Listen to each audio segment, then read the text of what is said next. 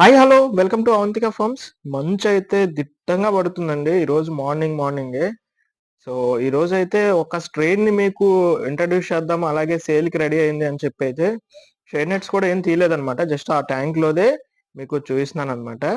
అదే metal red Lay's guppies అనమాట. Just మీరు క్వాలిటీ చూడండి, ఆ క్వాలిటీ ఎలా ఉంది ఏంటి అనేది జస్ట్ కామెంట్ చేయండి. సో ఆ టాప్ ఫిన్ గానీ, ఏదైతే దాని వెనకాల వచ్చిన టెయిల్ గానీ, ఆ కలరేషన్ గానీ మీరు గూగుల్ చేసి చూసుకోవచ్చు. ఏదైతే మెటల్ రెడ్ లేస్ ఎలా ఉంటుంది అని చెప్పి.